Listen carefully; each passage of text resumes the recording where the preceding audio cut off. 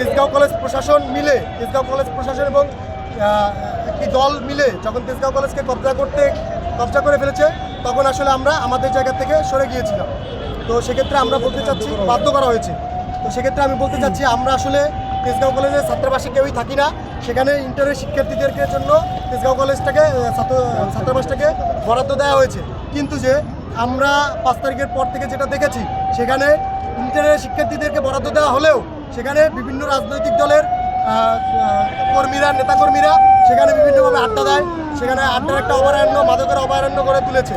তো সেক্ষেত্রে আপনি যদি কোন রাজনৈতিক দলে এখানে ছাত্র দলের বিভিন্ন গ্রুপ, তাদেরকেই বেশি দেখা যায়। কারণ তেজগাঁও কলেজে ছাত্র শিবির যারা আছে তারা ওইভাবে ক্যাম্পাসে যে একটা জনসমাগমমূলক অ্যাক্টিভমূলক যে একটা কার্যক্রম, সেটা তাদেরকে চালাতে দেখিনি। আমরা শুরু থেকে এখন পর্যন্ত দেখে এসেছি তেজগাঁও কলেজ এককভাবে তেজগাঁও কলেজ ছাত্রদলই কন্ট্রোল করেছে এতদিন।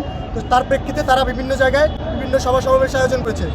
এই তুলনায় আমরা অন্য দলের যেমন ছাত্র অধিকার পরিষদ, ছাত্র শিবির, বাম ডান কোনো ধরনের শিক্ষার্থীদেরকে ওইভাবে অ্যাক্টিভ থাকতে দেখিনি।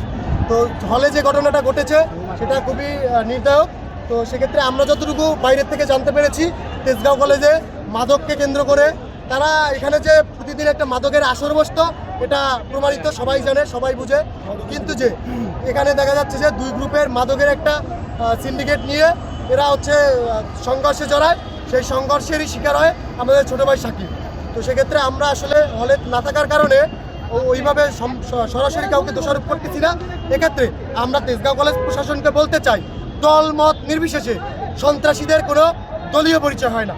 সেক্ষেত্রে যারা এই সন্ত্রাসী কর্মকাণ্ডের সাথে জড়িত, প্রত্যেক সন্ত্রাসীর সুষ্ঠু বিচার খুব দ্রুত, যত দ্রুত সম্ভব নিশ্চিত করতে হবে।